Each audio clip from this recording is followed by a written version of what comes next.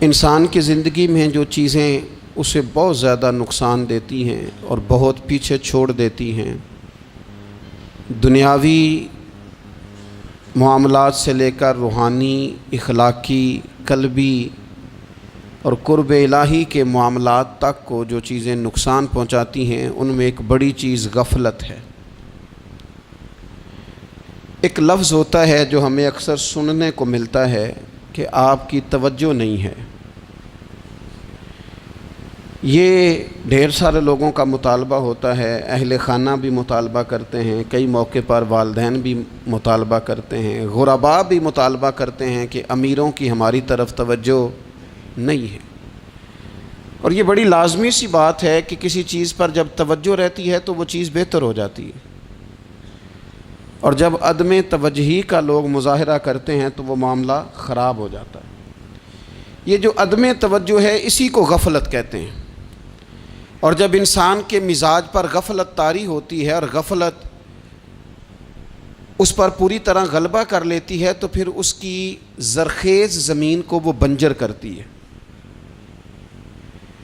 غفلت انسانی دل کے لیے بڑی نقصان دہ چیز ہے اور انتہائی تکلیف اور ضرر کا باعث ہے۔ دلوں پر جو قحط نازل ہوتا ہے، قحط، ویران ہو جاتے ہیں دل، اور جو دلوں پر خشکی نازل ہوتی ہے کہ طبیعتیں خشک ہو جاتی ہیں، یہ غفلت کی وجہ سے ہوتی ہے۔ جو لوگ غافل ہو جاتے ہیں نا، اپنے معاملات کا دھیان نہیں رکھتے، دیکھیں نا، آپ کو کھانا کھاتے بھی غافل نہیں ہونا چاہیے۔ اگر کھانا بھی غیر معتدل کھا لیا جائے تو وہ انسان کی طبیعت کے لیے باعث ضرر بن جاتا ہے، نقصان کا باعث بنتا ہے۔ بات کرتے ہوئے بھی غافل نہیں ہونا چاہیے، کئی دفعہ جملے ایسے نکل جاتے ہیں جو انسان کے لیے پھر شرمندگی کا باعث بنتے ہیں۔ انسان کو غافل ہو کر کوئی کام نہیں کرنا چاہیے، غافل ہو کر، مدہوش اور بے ہوش ہو کر نہیں۔ غفلت دل کو ویران کرتی ہے، طبیعت میں خشکی لاتی ہے۔ غافل کبھی نہ بنے۔ قرآن مجید فرقان حمید نے ارشاد فرمایا کہ اقترب للناس حسابہم، فرمایا لوگوں کے حساب کا وقت قریب آ گیا، وہم فی غفلۃ معرضون، اور وہ ابھی بھی غفلت میں منہ پھیرے ہوئے ہیں۔ ٹائم آ گیا حساب دینے کا، لیکن وہ ابھی بھی غافل ہیں۔ ہمارے جو زیادہ تر نقصان زندگی میں ہوئے ہیں وہ صرف ہماری غفلت کی وجہ سے ہوئے۔ ہم نے چیزوں پر توجہ نہیں دی، چیزیں گڑبڑ ہو گئیں۔ جس آدمی نے پھول لگائے ہوں، پھل لگائے ہوں، کھیتی لگائی ہو، وہ دانہ ڈال کے پانی دے کے فارغ نہیں ہو سکتا، اسے توجہ کرنی پڑتی ہے۔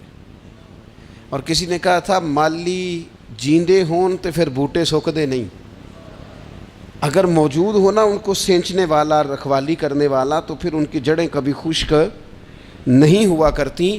ہماری جو غفلتیں ہیں یہ بڑی ضرر کا باعث ہیں، نقصان کا باعث، اور مجبوری معاف ہوتی ہے، غفلت معاف نہیں ہوتی۔ اسکول میں پڑھتے تھے، مدرسے میں پڑھتے تھے،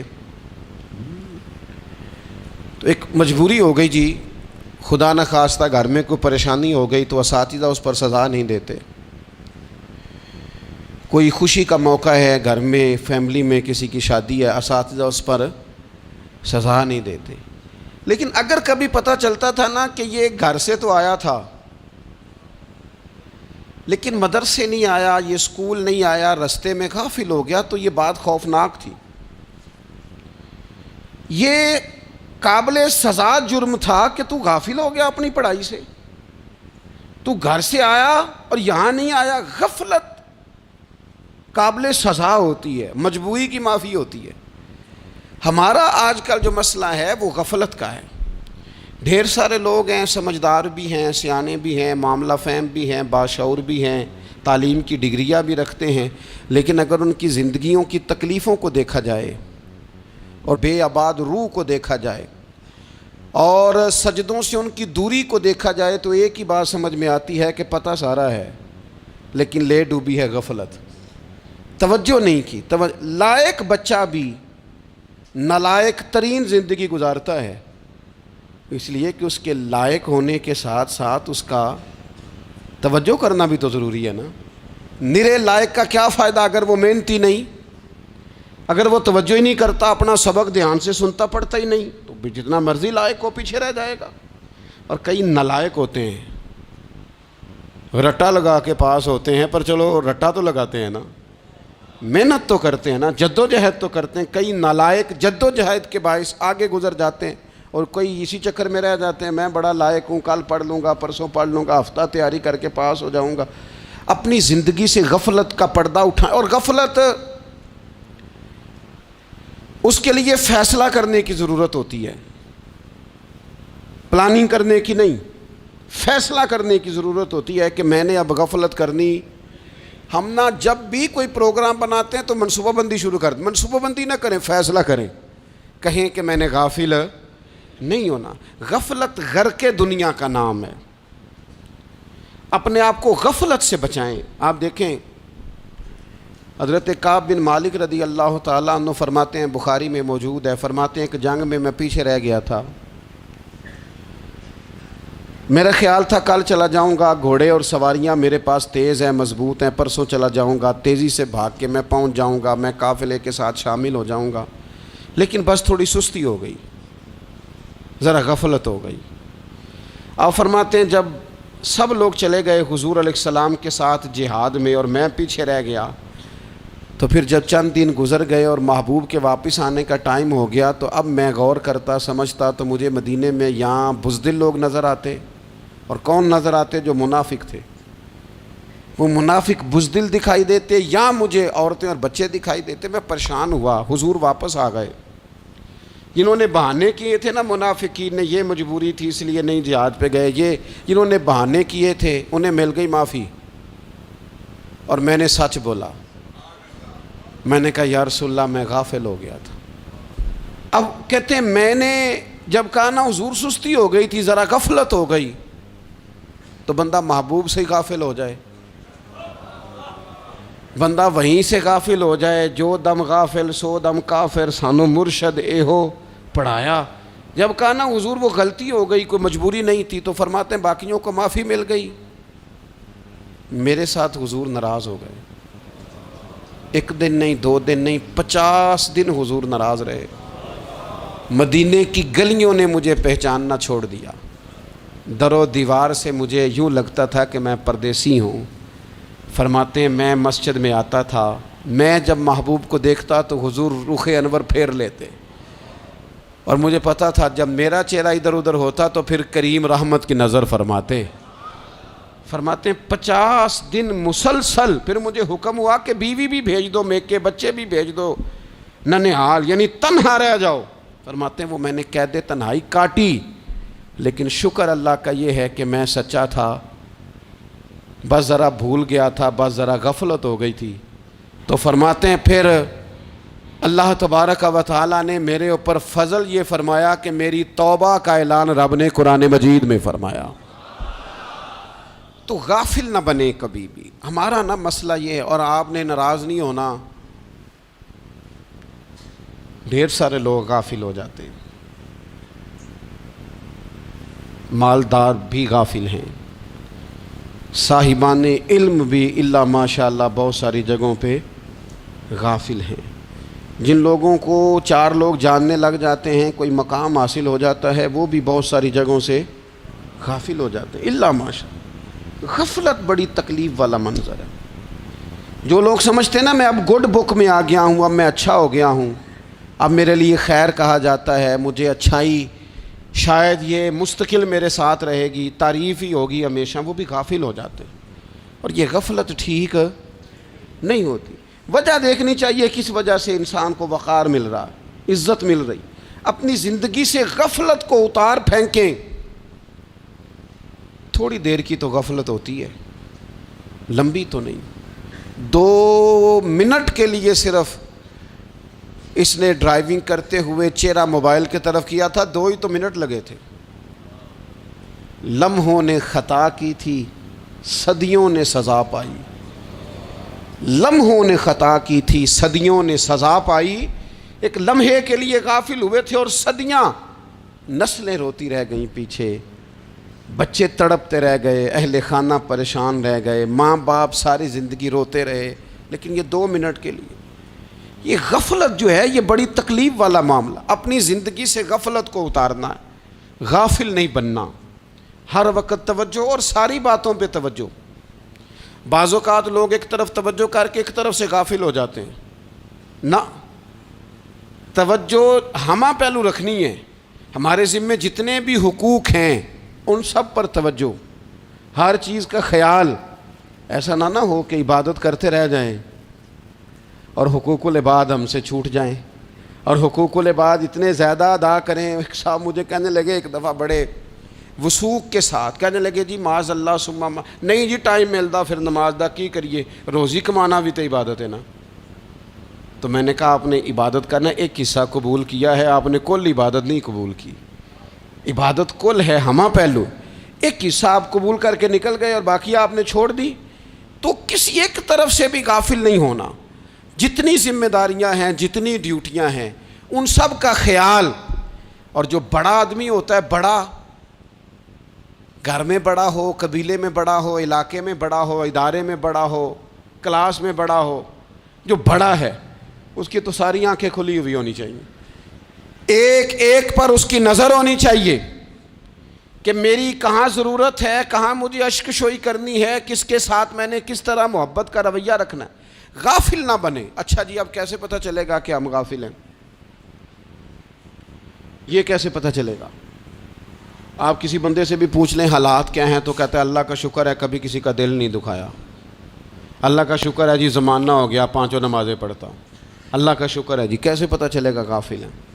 پہلی علامت ہمارے علماء اور صوفیاء نے غافل بندے کی لکھی ہے. اس آئینے میں نے اور آپ نے اپنا آپ دیکھنا ہے. غافل بندے کی پہلی علامت یہ ہوتی ہے کہ وہ دنیاوی کاموں میں چست ہوتا ہے اور اللہ اور اس کے رسول کی فرما برداری میں سست ہوتا ہے. یعنی نماز کے وقت تو اسے نیند ستاتی ہے، پریشانی ہوتی ہے، لیکن اگر کسی جگہ مال مل رہا ہو، پیسے مل رہے ہوں، وہاں جانا ہو تو پھر اسے کوئی چیز بھی تنگ نہیں کر. دنیاوی کاموں میں چست ہوگا، یعنی ٹی وی کے آگے، موبائل کے آگے وہ گھنٹوں بیٹھا ہوا ہے. اور اگر اسے 25 منٹ قرآن پاک سننا پڑ جائے، اگر اسے 20 منٹ دینی محفل میں بیٹھنا پڑ جائے، اگر اسے کہا جائے کہ تو 20 رکعت نماز نفل ادا کر، دنیاوی کاموں میں چست ہے، دینی کاموں میں، یہ غفلت کی پہلی علامت. پھر ذاتی معاملات پہ پیسہ خرچ کرنا ہو تو ڈھیر سارا ہے، کسی غریب کی مدد کرنی ہو تو. وہ ہمارے ایک دوست ہیں، وہ اکثر کہا کرتے ہیں، وہ کہتے ہیں آج کل کسی سے کہنا فلائی کام میں، دینی کام میں، کسی کی مدد میں کچھ 4 پیسے خرچ کرنے ہیں تو لوگ کہتے ہیں ہاتھ تنگ ہے. ہاں کوئی سستا پلاٹ ملتا ہو نا، اور اگر یہ سمجھ آ جائے کہ وہ مجبور ہے بیچارہ بیچنے والا، تو پھر کہتے ہیں میں 2-3 دوستوں کو پھاڑ لے سن. ذاتی کاموں میں جب بندہ چست ہو اور دینی کاموں میں سست ہو تو مطلب یہ ہے کہ بندہ غافل ہے. پہلی علامت غفلت کی. اور غفلت کی دوسری نشانی یہ ہے کہ انسان گناہ کے کاموں کو معمولی سمجھنے لگ جاتا ہے. یہ غافل بندے کی نشانی ہے. گناہ کو معمولی سمجھتا ہے، چھوٹا سمجھتا ہے. آج کل لوگ کہتے نہیں میں کو اکیلا کر رہا ہوں، ساری دنیا ہی کرتی ہے. اور جناب کیا ہو گیا، اگر یہ غلطی ہو گئی تو بندے سے ہو ہی جاتا ہے. گناہ کو معمولی سمجھنا، چھوٹا سمجھنا اور کہنا پھر کیا ہو گیا ہے، انسان سے غلطی ہو جاتی ہے. آپ دیکھ لیں کہ سینکڑوں بیسیوں گناہوں کا بوجھ ہمارے سروں پہ ہوتا ہے، لیکن کوئی ہمارا دبدبہ ہے، کوئی ہماری گفتگو ہے، کوئی ہمارے جملوں میں خود پسندی ہے، کوئی ریاکاری ہے، کوئی تصنع ہے. یہ غافل بندے کی علامت ہے. نبی اکرم صلی اللہ تعالیٰ علیہ وآلہ وسلم نے فرمایا مومن اپنے گناہوں کو پہاڑ کی طرح سمجھتا ہے. یہ بخاری میں حدیث ہے. مومن پہاڑ کی طرح جانتا ہے اور وہ ڈرتا ہے کہ کہیں وہ پہاڑ اس کے اوپر گر نہ جائے، یعنی کہیں مجھے میرے گناہ کی سزا نہ مل جائے. چھوٹے گناہ کو بھی پہاڑ جانتا ہے، یار مجھ سے غلطی ہو گئی، مجھے ٹھیک کر لینی چاہیے، مجھے معافی لے لینی چاہیے، مجھے توبہ کر لینی چاہیے. مومن اپنے اوپر گناہ کو پہاڑ کی جانب سمجھتا ہے. اور حضور علیہ الصلوۃ والسلام فرماتے ہیں کہ یہ جو فاسق اور فاجر ہوتا ہے نا، اللہ کا نافرمان، یہ گناہ کو مکھی کی طرح سمجھتا ہے، یہ سمجھتا ہے میں نے اشارہ کرنا ہے مکھی نے اڑ جانا ہے۔ مومن کی علامت یہ ہے کہ وہ پہاڑ جانتا ہے اگر غلطی ہو جائے تو پہاڑ۔ امام اعظم ابو حنیفہ رحمۃ اللہ علیہ گزر رہے تھے تو بارش ہو گئی تھی اور کوفہ میں کیچڑ تھا، تو آپ نے جو جوتے پہنے ہوئے تھے ان جوتوں سے چلتے ہوئے نا آپ کے پاؤں سے کچھ مٹی اڑی، تو سامنے ایک یہودی تھا، اب اس زمانے میں دیواریں کچی ہوتی تھیں، اس کے دیوار پر جا کے وہ مٹی جو تھی وہ لگ گئی۔ اب امام صاحب بڑے پریشان ہوئے کہ میں نے اس کی دیوار کو آلودہ کر دیا۔ یہاں تو لوگ اپنی اینٹیں رکھتے رکھتے کئیوں کی دیواریں توڑ ہی دیتے ہیں، اور پھر وہ اس پر ماننے کو بھی تیار نہیں ہوتے، تسلیم کرنے کو بھی تیار نہیں ہوتے۔ وہ کہتے ہیں پھر کیا ہو گیا، اب ہمارا یہاں گھر ہے تو ہم نے ٹرالی منگوانی نہیں تھی، ہمارا حق بنتا تھا۔ امام صاحب کے پیروں سے ذرا کیچڑ اڑا، یہودی کی دیوار پہ لگا، اس کی کچی دیوار تھی۔ امام صاحب پریشان ہو گئے، سوچنے لگے کہ اگر میں دیوار سے یہ کیچڑ اتارتا نہیں تو یہ بھی زیادتی ہے، میں نے اس کی دیوار کو گدلا کر دیا، اور اگر میں اتارتا ہوں تو کچھ مٹی اس کی دیوار کی بھی اتر جائے گی، کچی دیوار ہے، یہ بھی زیادتی ہے۔ مومن گناہ کو پہاڑ کی طرح سمجھتا ہے کہ کہیں گر نہ جائے، اس کی بھی کہیں سزا نہ مل جائے۔ امام صاحب نے اس کے دروازے پہ دستک دی، وہ باہر آیا تو اتفاق سے وہ آپ کا مقروض بھی تھا، اس نے پیسے دینے تھے۔ باہر نکلتے ہی کہنے لگا اوہو آپ تو قرض لینے آ گئے، میرے پاس تو ابھی گنجائش نہیں ادا کرنے کی۔ تو امام صاحب کہنے لگے تو قرض چھوڑ، وہ میں نے معاف کیا، میرے سے غلطی ہو گئی ہے۔ میں آ رہا تھا، لکڑی کے جوتے اس زمانے میں کھڑاؤں لوگوں نے پہنے ہوتے تھے، کہا وہ میرے پیروں سے ذرا کیچڑ اڑا ہے، تیری دیوار پہ لگ گیا ہے۔ اب میں بڑی دیر سے کھڑا سوچ رہا ہوں کہ اگر میں تیری دیوار صاف نہ کروں تو میں نے یہ میلی کر دی، گدلی کر دی، یہ بھی بات درست نہیں ہے، زیادتی، اور اگر میں اسے صاف کرتا ہوں کچی دیوار سے کچھ مٹی اتر جائے گی تو یہ بھی زیادتی ہے، اب تو بتا میں کیا کروں۔ تو بے موسمہ پھل تھا نا یہ، تو بے موسمہ پھل دیکھ کے بندہ حیران ہو جاتا ہے، جو باتیں روٹین میں نہ ہو رہی ہوں وہ ذرا انوکھی لگتی ہیں، بندہ حیران ہو گیا، غور سے امام صاحب کا چہرہ دیکھنے لگا، غور سے چہرہ دیکھنے لگا، اور پھر تھوڑی دیر سوچنے کے بعد کہنے لگا حضور پہلے میں نے دین اسلام کے بارے میں پڑھا اور سنا تھا، آج میں نے دین دیکھا ہے۔ پہلے میں نے سنا تھا کہ دین اسلام اس طرح کا ہے، آج میں نے دین۔ ہم نہ پوری دنیا کے کافروں کو دین سنانا چاہتے ہیں، دکھانا نہیں چاہتے، ہم نیک نظر آنا چاہتے ہیں، نیک بننا نہیں چاہتے، ہم نیک نظر آنا چاہتے۔ نتیجہ کیا نکلتا ہے کہ کچھ عرصے کے بعد پتہ چل جاتا ہے بندہ کس لیول کا نیک ہے، کیا معیار ہے اس کی نیکیوں کا۔ کہنے لگا حضور پہلے میں نے دین سنا تھا، آج دیکھا ہے۔ آپ وہ مٹی کی دیوار پر جو کیچڑ لگ گیا ہے، دیوار کو بعد میں صاف کیجئے گا، پہلے کلمہ پڑھائیں تاکہ میرے اندر کا کفر صاف ہو جائے، مجھے مسلمان کر دیں۔ تو غافل آدمی جو ہوتا ہے نا وہ پھر تیسری بات،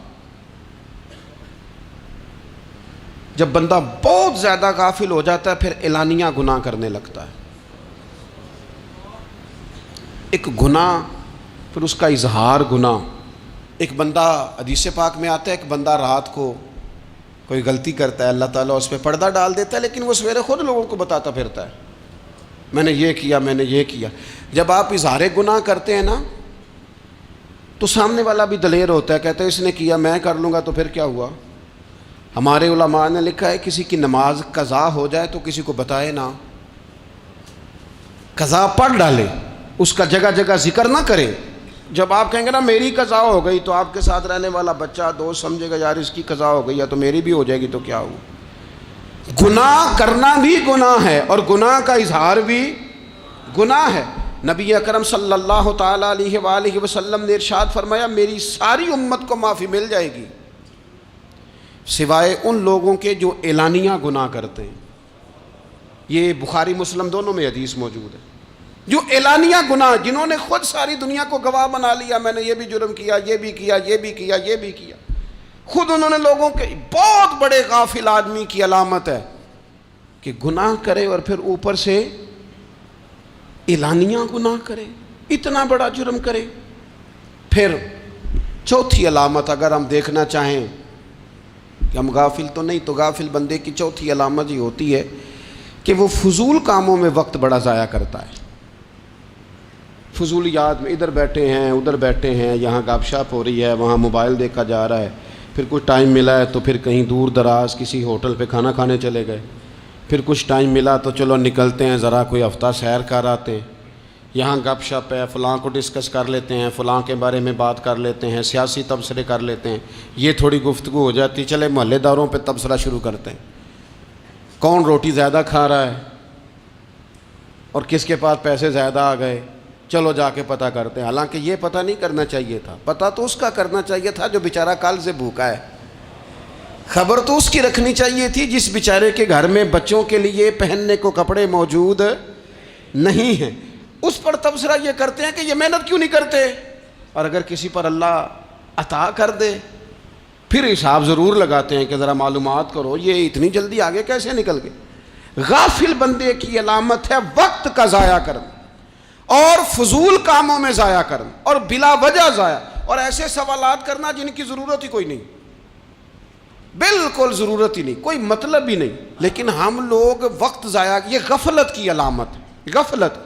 اللہ والوں کی علامت کیا تھی؟ ایک بات انہوں نے زندگی میں لے لی، سیکھ لی، پھر ساری زندگی اسی پہ گزار دی، ان کا ارادہ تھا نا کشکول سیدھا کیا۔ کچھ لوگ ساری زندگی لیکچر قبول لے کے سن کے پھر بھی سمجھنے کو تیار، یہ غافل دل کی علامت ہے۔ اس لیے نبی پاک صلی اللہ تعالیٰ علیہ وسلم نے فرمایا دو نعمتیں ایسی ہیں جن میں اکثر لوگ غفلت میں ہیں، ایک صحت اور دوسری فراغت۔ لوگ بلا وجہ وقت ضائع کرتے ہیں، اللہ نے صحت دی ہے کسی خیر کے کام میں لگائیں، اگر آپ کے پاس فارغ وقت ہے تو قرآن پاک کو یاد کریں، ترجمہ اور تفسیر سے پڑھیں، محبوب پاک علیہ السلام کی احادیث کو یاد کریں، اللہ والوں کی باتیں سنیں، وقت ملے تو عبادات میں لگائیں، نوافل میں لگائیں، تلاوت میں لگائیں، ذکر اذکار میں لگائیں، اور پھر اللہ مزید توفیق عطا کرے تو کسی کے بھلے میں وقت لگائیں، گلی سے کوئی کانٹا اٹھائیں، کوئی روڑا اٹھائیں، کوئی کسی کی مدد کریں، لیکن یہ غافل ہونے کی علامت ہے کہ اپنے وقت کو ضائع کرنا۔ اور پھر اسی طرح غفلت کی پانچویں علامت یہ ہے کہ اگر بندے کو دنیا سے پورا پیار ہو جائے، یعنی شب قدر میں بھی آ کے کہتا ہے یا اللہ کبھی پیسے دے دینا، شب برات والے دن بھی کہتا ہے کہ مالک اگر کبھی کوئی ایسا سبب لگ جائے نا، یعنی بیت اللہ شریف کے سامنے کھڑے ہو کے بھی اگر اس نے مال ہی مانگنا ہے وہاں بھی اس نے یہی سوال کرنا ہے، حب دنیا اتنی غالب آ جائے تو یہ غافل ہونے کی علامت۔ دنیا ضرورت ہے، مقصد نہیں ہے، دنیا کی حاجت ہے، مقصد نہیں ہے، یہ مقصود نہیں۔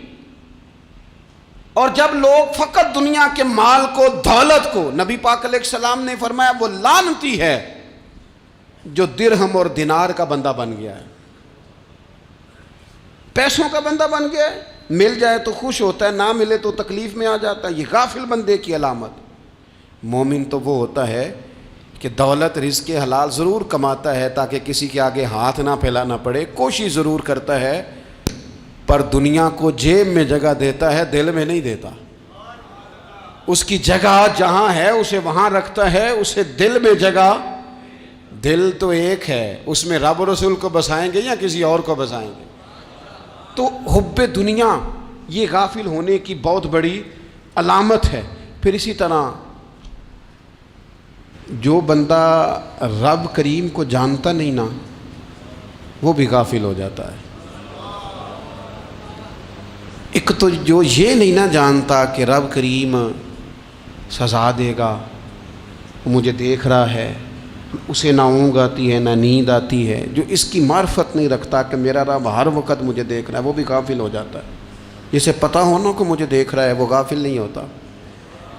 اور جو یہ سمجھ لیتا ہے نا کہ شاید معاذ اللہ ثم، اس یقین کو پکا نہیں کرتا، وہ غافل ہو جاتا ہے۔ اور ایک جو یہ نہیں نہ جانتا کہ رب مہربان کتنا ہے، وہ بھی غافل ہو جاتا ہے۔ مجھے بتائیے سب سے زیادہ تو بندہ اس کے دروازے پہ جاتا ہے نا جو سب سے زیادہ مہربانی کرنے والا ہو، اس دروازے سے بندہ اٹھتا ہی نہیں۔ تو جس کو یہ یقین ہو جائے نا سب سے زیادہ کرم فرمانے والی ذات اللہ رسول کی ہے، وہ کبھی رب رسول سے غافل نہیں ہوتا۔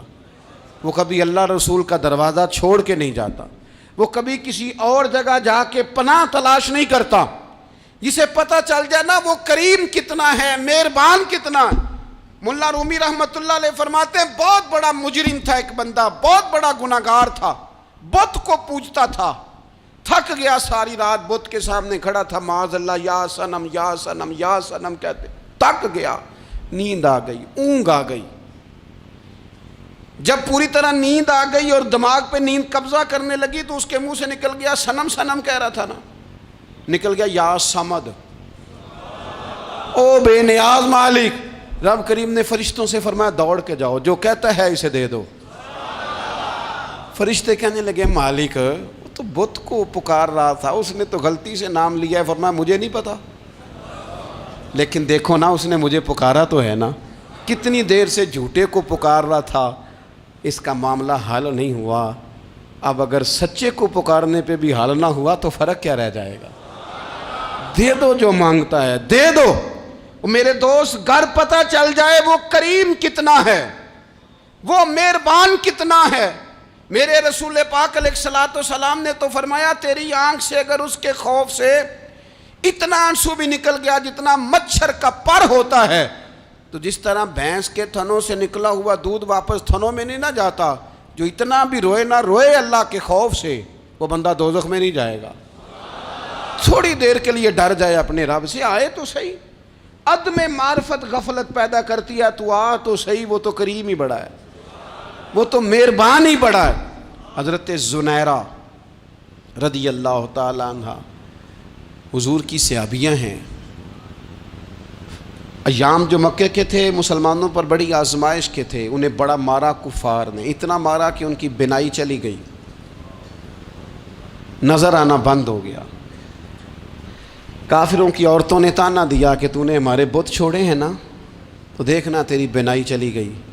تو جناب زنیرہ اللہ پہ بھروسہ، توکل، معرفت الہی کا جذبہ، اٹھ کے کھڑی ہو کہنے لگی چپ کرو، تمہارے جھوٹے بت کیا کر سکتے ہیں، میرا رب چاہے تو صبح جب میں اٹھوں تو میری آنکھیں روشن ہو، اگر کریم کرم کر دے۔ لوگ کہتے ہیں واقعی ایسا ہوا، جب وہ سویرے اٹھیں تو اللہ نے ان کی روشنی واپس کر دی تھی۔ تجھے پتہ چل جانا وہ مہربان کتنا ہے۔ وہ ایک بزرگ تھے تو ان سے کسی نے کہہ دیا کہ اگر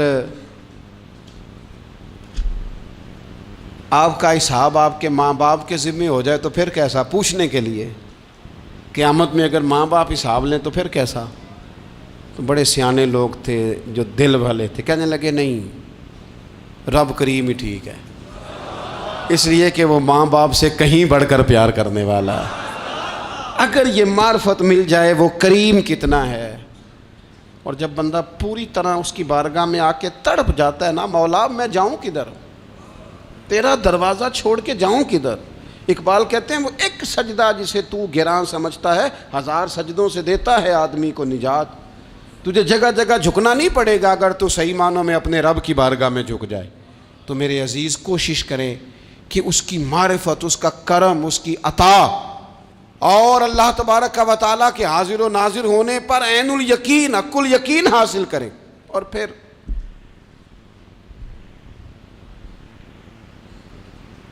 آٹھویں بات یہ ہے کہ غافل لوگوں کی صحبت بھی بندے کو غافل کر دیتی ہے۔ غافلوں کی صحبت میں نہ بیٹھیں، ان کی صحبت میں بیٹھیں جن کے پاس بیٹھنے سے دل میں رب رسول کی محبت پیدا ہوتی ہے۔ غافلوں سے بچیں۔ چنگیاں دے لڑ لگی ساں تے چولی چ پھل پئے، تے جدوں میں پیڑیاں دے سنگ رل گئی تے میرے اگلے بھی ڈول گئے۔ برے آدمی کی صحبت بندے کو غافل کر دیتی۔ غافلوں کی صحبت میں کبھی نہ بیٹھیں، کبھی نہیں۔ غافل آدمی آپ کو غافل کر دے گا۔ میرے نبی پاک علیہ الصلوۃ والسلام نے فرمایا انسان اپنے دوست کے مذہب پر ہوتا ہے۔ یہ بہت بڑے لفظ ہیں۔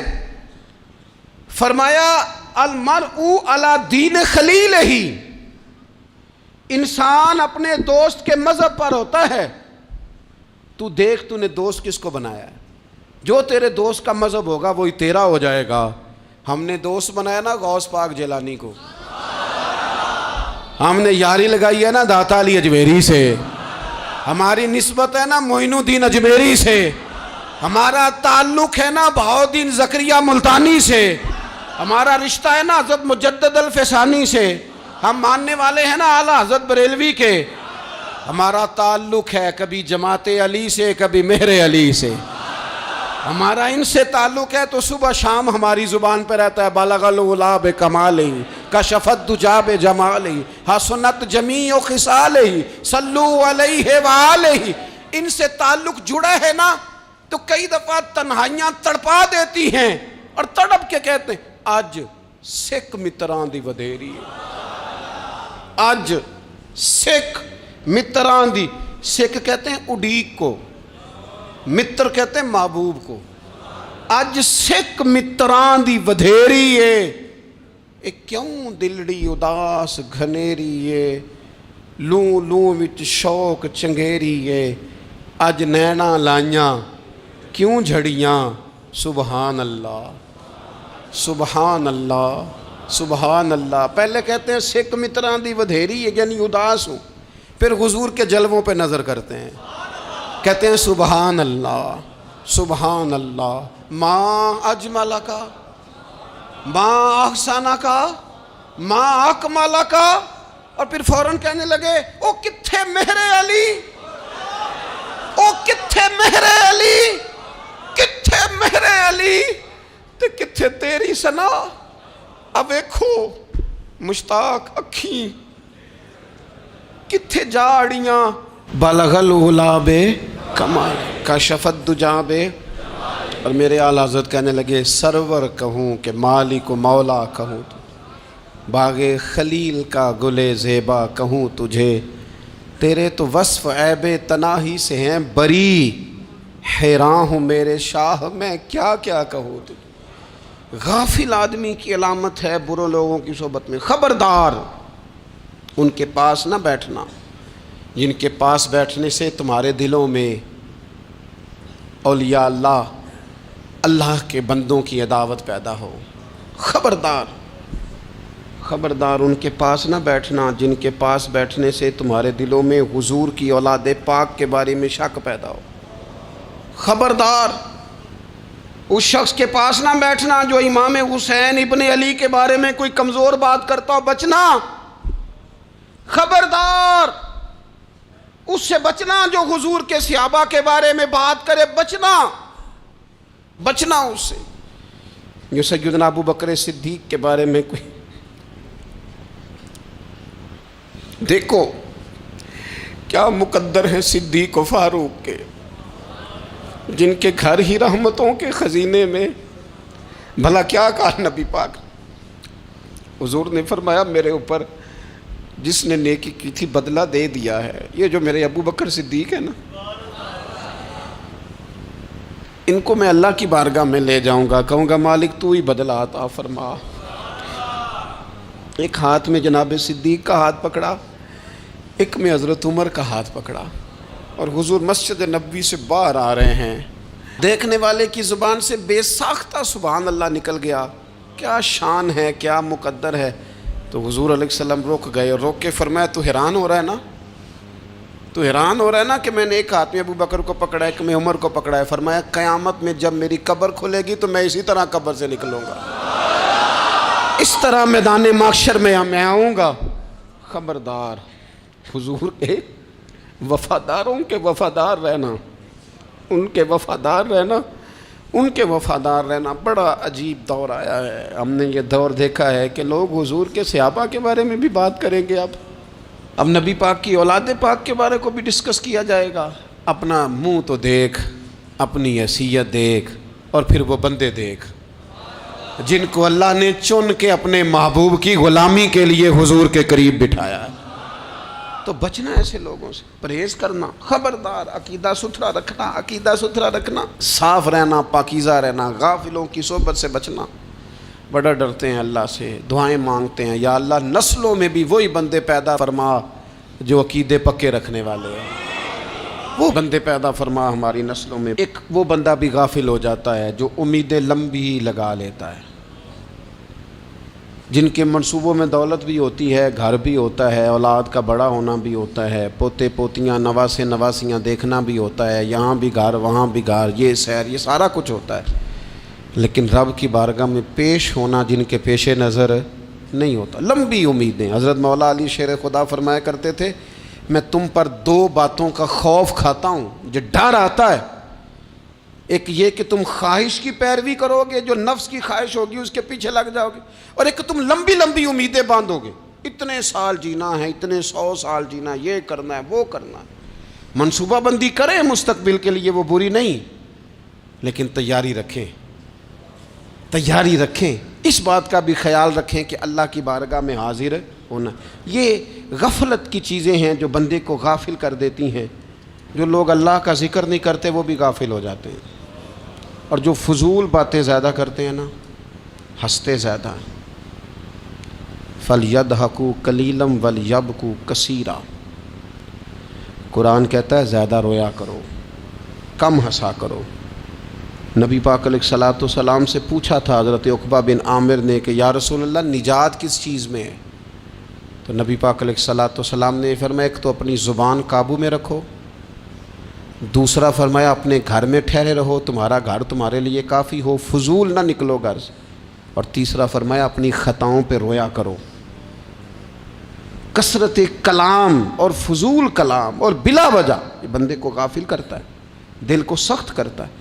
یہ چند چیزیں ہیں جو انسان کو غفلت میں ڈالتی ہیں۔ اپنے آپ کو ان چیزوں سے بچائیں اور غفلت کو توڑیں۔ آپ کے ذمے، میرے ذمے جو حقوق العباد ہیں ان کا پتہ کریں، جو اللہ رسول کے حقوق ہیں ان کی خبر دیکھیں، ہماری جو ذمہ داریاں ہیں ہم کس طرح انجام دے رہے ہیں اس پر توجہ کریں، اپنے معاملات کو ٹھیک کریں۔ ہم انسان ہیں، کوتاہیاں تو رہ جائیں گی، لیکن جب کوشش کریں گے تو پھر رب تعالیٰ مدد بھی فرمائے گا۔ ایک بات اور کرنی ہے، ایک تو میں نے عرض کیا غفلت کو توڑنا، ایک دوسری بات قرآن مجید کا ایک سبق اور، جب غفلت توڑنی ہے تو پھر لازمی طور پر ایک کام کرنا پڑے گا۔ میں نے یہ عرض کیا تھا کہ پلاننگ نہیں کرنی، فیصلہ کرنا ہے۔ تو فیصلہ کرنا ہے تو کرنا کیا ہے؟ پھر قرآن حکیم نے سورہ بقرہ میں کہا فاستبقوا الخیرات، یعنی تم نیکیوں کی طرف دوڑو، جلدی جلدی نیکیاں کرو، فٹافٹ، دیر نہ کرو۔ فٹافٹ سے مراد یہ نہیں کہ نیکی جلدی جلدی کر جاؤ، یعنی ٹال مٹول نہ کرو خیر کے کام میں، کل کریں گے پرسوں کریں گے، عمرہ کر رہے ہیں پھر نیکی ہیں، حج کر رہے ہیں پھر نیکی ہیں، بچے بیال ہوں پھر میں نیک ہوں، یہ تھوڑا سا یہ کام ٹال مٹ۔ فاستبقوا الخیرات، نیکیوں کی طرف دوڑو، جلدی کرو، بھاگو۔ نبی پاک صلی اللہ تعالیٰ علیہ وسلم نے فرمایا 5 چیزوں کو 5 چیزوں سے پہلے غنیمت جانو۔ حضور علیہ الصلوۃ والسلام فرمانے لگے ایک تو تم جوانی کو نہ بڑھاپا آنے سے پہلے پہلے غنیمت سمجھ لو۔ نبی کریم صلی اللہ تعالیٰ علیہ وآلہ وسلم ارشاد فرمانے لگے کہ اپنی صحت کو غنیمت جان لو بیماری آنے سے پہلے پہلے۔ پھر حضور علیہ الصلوۃ والسلام فرمانے لگے اگر اللہ نے تمہیں مال دیا ہے، وسعت دی ہے، تو نیکی کر لو، خرچ کر لو اللہ کے راستے، خدا نہ خواستہ تم پر غریبی آ جائے۔ اور پھر حضور سید عالم صلی اللہ تعالیٰ علیہ وسلم فرمانے لگے اگر تمہیں اللہ نے کچھ فراغت دی ہے، بہت زیادہ مصروف نہیں ہو، تو غنیمت جان لو، جلدی سے نیکی کر لو قبل اس کے کہ تم مشغول ہو جاؤ۔ اور 5ویں بات حضور نے بیان کی، فرمایا زندگی کو غنیمت جانو موت آنے سے پہلے پہلے، جلدی سے نیکی کر لو۔ نیکی کے لیے ساری زندگی منصوبہ بندی نہ کرتے رہو، نیکی کے لیے دیکھو نا، ہماری زندگی میں یہاں دنیا میں رہ کے چند منٹوں میں وہ نیکی کی جا سکتی ہے جو قیامت کے بعد صدیوں کا ہمارا فائدہ کرے گی، صدیوں کا فائدہ کرے۔ کرتے نہیں، پلاننگ کر رہے ہیں، منصوبہ بندی کر رہے ہیں، بس تیاری کر رہے ہیں، بس حضرت آپ دعا کر دیں، اللہ تعالیٰ دعائیں بھی قبول فرمانے والا ہے، لیکن جو نیکی نصیب ہوتی ہے اسے جلدی سے کر گزریں، اسے فٹافٹ کریں۔ میں ایک گاؤں میں گیا، اب تو خیر وہ دور نہیں رہا، یہ 10-15 سال 20 سال پہلے نا جو نوجوانوں کی مصروفیات ہوتی تھیں ان میں سے ایک مصروفیت یہ ہوتی تھی کہ گندم لے کے چکی پہ جانا ہے، آٹا پسوا کے لانا ہے۔ یہ ایک بڑی، چونکہ سبھی گھروں کے اندر سال کے لیے گندم سٹاک کر لی جاتی تھی، تو گندم لے کے جانا یہ ایک ڈیوٹی ہوتی تھی۔ ایک نوجوان ایک گاؤں میں، اس کی مجھے تعریف سننے کو ملی، تو ایک بوڑھی اماں کہنے لگی یہ تو بڑا نصیباں والا ہے، سارے دا آٹا پیا لے ہوندا ہے۔ اور آتے جاتے پوچھ لیتا ہے کہ اماں کوئی، کہنے لگی میرے بچے باہر ہوتے ہیں، یہ مجھے دوائی بھی لا دیتا ہے شوگر کی، میں مریضہ ہوں. یعنی خیر جتنی ہو سکے جتنی. میرے ایک سنگی ہیں تو سڑک پہ کوئی بندہ کھڑا ہوتا ہے نا، اللہ تعالیٰ انہیں سلامت رکھے، بندہ کھڑا ہوتا ہے تو کہتے ہیں میں اس سے پوچھ لیتا ہوں بابا جی کدھر جانا ہے، فلانی جگہ جانا ہے، تو کہتے ہیں میں موٹر سائیکل پہ بٹھا لیتا ہوں. بندہ دیکھ کے مجھے سمجھ آ جاتی ہے ضرورت مند ہے، کوئی چور نہیں، کوئی ڈاکو نہیں، ضرورت مند ہے. میں اسے منزل تک نیکی جتنی میسر آئے، جس حد تک میسر آئے. کیا کہا ہمارے نبی پاک علیہ السلام نے؟ حضور نے ہم سے فرمایا کچھ نہ ہو سکے تو بات ہی مسکرا کے کر لینا، اس پر ہی اللہ صدقے کا ثواب عطا کر دے. فاستبقوا الخیرات، جلدی سے نیکی کر لو. اپنے نامہ اعمال میں روز نیکیاں جمع کرو، کوئی نہ کوئی خیر کا کام روز کرو اور جلدی سے کرو. صحیح مسلم میں حدیث ہے، نبی پاک صلی اللہ تعالیٰ علیہ وسلم فرمانے لگے جلدی جلدی نیکی کے کام کر لو ان فتنوں سے پہلے جو اندھیری رات کے حصوں کی طرح فتنے ہوں گے. فرمایا اس وقت حال یہ ہوگا کہ آدمی صبح مومن ہوگا، شام کو کافر ہو جائے گا، شام کو مومن ہوگا تو صبح کافر ہو جائے گا.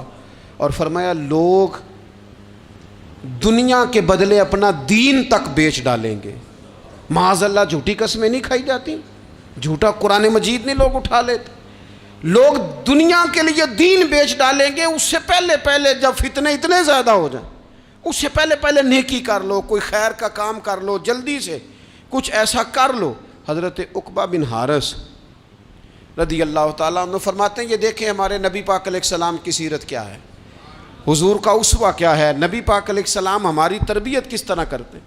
حضرت عقبہ بن حارث رضی اللہ تعالیٰ عنہ کہتے ہیں ہم نے نبی پاک علیہ السلام کے ساتھ عصر کی نماز پڑھی، یہ صحیح بخاری میں موجود ہے. فرماتے حضور سلام پھیرتے ہی فوراً اٹھ کے گھر تشریف لے گئے. یہ ہمارے لیے انوکھی بات تھی، غیر متوقع تھی، پہلے کبھی ایسا ہوا نہیں. سلام پھیرا نماز کا، حضور جلدی سے تشریف لے گئے. اب ہم حیران تھے اور حیرت انگیز طور پر حیران تھے کہ کریم اتنی جلدی تشریف لے گئے. تھوڑی دیر ہوئی حضور واپس آ گئے تو محبوب پاک علیہ السلام فرمانے لگے گھر میں ایک چھوٹی سی ڈلی، ایک چھوٹا سا ٹکڑا سونے کا پڑا تھا، مال آیا تھا سارا صدقہ کر دیا، وہ تھوڑا سا پڑا تھا، اچانک مجھے یاد آیا وہ تو پڑا رہ گیا. تو حضور فرمانے لگے میں نے کہا کہیں ایسا نہ ہو جائے کہ ساری رات گزر جائے اور میرے گھر میں پڑا ہی رہ جائے، میں جلدی سے جا کے اسے خیرات کر دوں. میں نے خیرات کیا پھر میں واپس آ گیا ہوں. جلدی سے نیکی، جلدی سے نیکی کر لی جائے. ہم بڑا انتظار کر رہے ہیں، بڑا لمبا ہمارا پروگرام ہے، ہمارے پاس ٹائم ہی بڑا ہے. کسی نے کان میں کہہ دیا ہے تیرے پاس بڑا وقت ہے، ابھی تو بڑی عمر پڑی ہے، ابھی تو جناب اور میرے بھائی یہ لوگوں کے کہنے کی باتیں ہیں، پھر پتہ ہی نہیں چلتا حالات کس طرح کے ہو جاتے ہیں اور کیا معاملات انسان کے ساتھ درپیش ہوتے ہیں. جتنی خیر میسر آئے، جتنا بھلا میسر آئے، جتنی انسان کو توفیق ملے. میں نے بزرگوں کو دیکھا، اپنے اصحاب کو، پہلے وہ خدام سے کہتے کہ میں سونے لگا ہوں اور پابند کرتے لوگوں کو کہ فلاں وقت، بزرگوں کو میں نے دیکھا اپنے، وہ پابند کرتے لوگوں کو کہ فلاں وقت میں موجود ہوں گا آنا، خود پابند فرماتے. اور پھر جب بیدار ہوتے تو سب سے پہلے خدام کو بلا کے پوچھتے کوئی مہمان تو نہیں آیا. وہ جناب آپ نے خود ہی تو پابند فرمایا فلاں دن آنا. کہنے لگے چل یار اگر کوئی آیا تو مجھے ملا لو، میری ملاقات کرا لو. کیوں؟ اس لیے کہ دور سے آیا ہے، مجھ سے ملنے آیا ہے، کوئی خیر کی بات سیکھنے آیا. چلو میرے نامہ اعمال میں کوئی نیکی جائے گی. کچھ نہ کچھ خیر جمع کر لی جائے، کچھ نہ کچھ ڈیوٹی کر لی جائے، کچھ کام کریں اور جلدی سے کریں. حضرت جابر ابن عبداللہ انصاری رضی اللہ تعالیٰ عنہ بیان کرتے ہیں، یہ بھی بخاری میں موجود ہے. کہتے ہیں ایک صحابی نبی پاک علیہ السلام کی بارگاہ میں حاضر ہوئے غزوہ احد کے موقع پر، اور حال ان کا یہ تھا کہ وہ کھجور کھا رہے تھے اور کھجور انہوں نے منہ میں رکھی ہوئی تھی. حضور کی بارگاہ میں حاضر ہوئے اور عرض کرنے لگے یا رسول اللہ صلی اللہ تعالیٰ علیہ وسلم اگر میں شہید کر دیا جاؤں تو کہاں جاؤں گا؟ حضور فرمانے لگے جنت میں. تو کہتے ہیں انہوں نے جو کھجور منہ کے اندر تھی وہ انہوں نے نگلی نہیں، اندر نہیں لے گئے، اس کو باہر نکالا اور دوڑ کے آگے بڑھے اور جنگ کرنی شروع کر دی. اور لڑتے لڑتے شہید ہو گئے۔ کیا سبق دیا انہوں نے؟ سبق یہ دیا کہ نیکی کرنے میں اتنی دیر بھی نہیں کرنی جتنی کھجور کھانے میں دیر لگتی ہے۔ جلدی سے نیکی کرنی ہے، فٹافٹ نیکی کرنی، اس کے اندر ٹال مٹول نہیں کرنا۔ اسی وقت انہوں نے کھجور باہر نکال دی، دوڑ کے انہوں نے حضرت انس بن نضر رضی اللہ تعالیٰ عنہ، حضرت انس بن مالک رضی اللہ تعالیٰ عنہ کے چچا ہیں، میدان احد میں نا، احد پہاڑ کے قریب کھڑے تھے، لوگوں سے کہہ رہے تھے جلدی جلدی ادھر آؤ، وہ جنت جو انسان کو انتقال کے بعد نصیب ہوگی اور قیامت کے بعد نصیب ہوگی، فرماتے تھے مجھے تو ابھی احد پہاڑ کے اندر سے جنت کی خوشبو آ بھی رہی ہے، لہذا جلدی سے آؤ، ادھر دوڑو، جہاد کرو، آؤ کفار سے لڑیں۔ تو نیکی میں دیر نہیں کرنی، جو نیکی میسر آتی ہے، جس کو میسر، ماں باپ میسر ہیں تو خدمت کر لیں، اہل خانہ ہیں تو حسن سلوک کر لیں، اللہ نے اولاد دی ہے تو اچھی تربیت کر لیں، دوست ہیں تو خیر خواہی کر لیں، اگر آپ کو اللہ رمضان عطا کرتا ہے تو زیادہ سے زیادہ اس کی عبادت کر لیں، اگر نظر ٹھیک ہے تو تلاوت زیادہ سے زیادہ کر لیں، زبان چلتی ہے تو رج رج کے مدینے والے محبوب پہ درود و سلام پڑھ لیں، اللہ تعالیٰ کا ذکر کر لیں، جلدی سے خیر جمع کریں، اپنے وقت کو ضائع نہ کریں۔ یہ آج کا سبق ہے۔ ایک تو ہم نے فیصلہ کرنا ہے کہ بس غفلت نہیں، اب غفلت، اب انشاءاللہ اللہ اللہ کرنی ہے، اب کوئی خیر کا کام کرنا ہے۔ میرے حضرت کا ایک جملہ کبھی نہیں بھولنا، فرمایا کرتے تھے زمین کے اوپر کام، نیچے جا کے آرام۔ یہ چھوڑ دیں، اتنے گھنٹے سونا ہے تو یہ کرنا ہے تو میری نیند میں دخل کوئی نہ ڈالے، پھر سوتے ہی رہ جائیں گے، سوتے ہی رہ جائیں۔ زمین کے اوپر کام اور نیچے جا کے جاگنا ہے، جاگ لے افلاک کے سائے تلے، پھر حشر تک سوتا رہے گا خاک کے سائے تلے۔ اب جاگ لے افلاک کے سائے کے نیچے، جاگ، کھول آنکھیں، ہر وقت کا سونا، ہر وقت سونا، ہر وقت جو اپنے آرام کی فکر کرنا، اس سے نکل آئیں اور اچھا کھانا اور اچھا پہننا اور بس اپنی مرضی کی زندگی من چاہی جینا، اس سے باہر آئیں، فیصلہ کریں، فیصلہ کہ اب غفلت نہیں کرنی۔ اگر اللہ نے کوئی صلاحیت دی ہے تو اسے دین کے کام پہ لگانا ہے، کوئی ڈیوٹی کرنی ہے، کوئی خدمت کرنی ہے۔ دیکھو خدمتیں ہو رہی ہیں، صدیق اکبر مال دے رہے ہیں، عثمان غنی مال دے رہے ہیں، مولا علی نے تلوار پکڑی ہے، میدان میں جا رہے ہیں، فاروق اعظم گلی گلی نگر نگر رسول اللہ کے دین کی پہرے داری کر رہے ہیں، حضرت جناب سیدنا سلمان فارسی ابو ذر غفاری حضور کی مسجد میں جھاڑو دے رہے ہیں، اور بلال حبشی وہ نبی پاک کی مسجد میں اذان پڑھتے پڑھتے رب نے اتنا عروج فرمایا کہ کعبے کی چھت پہ کھڑے ہو کے بھی اذان پڑھنی شروع، انہوں نے اذان دے دی۔ تو کوئی کام کرنا ہے، غفلت کو توڑنا ہے اور نیکی کرنی ہے، ذرا جلدی جلدی خیر کا کام کرنا ہے، نہیں ایسے نہیں، فٹافٹ۔ کیسے جی؟ فٹافٹ۔ تو فٹافٹ کام کریں خیر کا، جلدی جلدی۔ تو یہ خیر کا کام فٹافٹ، جلدی جلدی اور بڑی جلدی اور دوڑ دھوپ کے، اور جب آپ کرتے جائیں گے نا تو پھر اللہ تعالیٰ مواقع بناتا جائے گا۔ آپ سے میری اپیل ہے، بالخصوص میرے ساتھ جو وابستہ سنگی ہیں، جو پیار کرنے والے ہیں، دو باتیں آج آپ نے لے کے جانی ہیں گھر۔ یہی لنگر ہے، یہی آپ کے لیے دعا ہے، یہی ہمارے بزرگوں کا فیض ہے، یہی نصیحت ہے کہ آپ نے یہ دو باتیں لے کے جانی ہیں۔ غفلت توڑ دینی ہے، فیصلہ کرنا ہے کہ آج کے بعد غافل نہیں ہونا، اور دوسری یہ بات لے کے جانی ہے کہ نیکی جلدی جلدی، فٹافٹ فیصلہ، فٹافٹ نیکی، ایک کر کے پھر انشاءاللہ دوسری کر کے پھر انشاءاللہ تیسری کر کے پھر انشاءاللہ چوتھی، یہ شروع کرنی ہے، اور آپ دیکھیں گے اللہ تعالیٰ مہربانی فرمائے گا، مدد کرے گا۔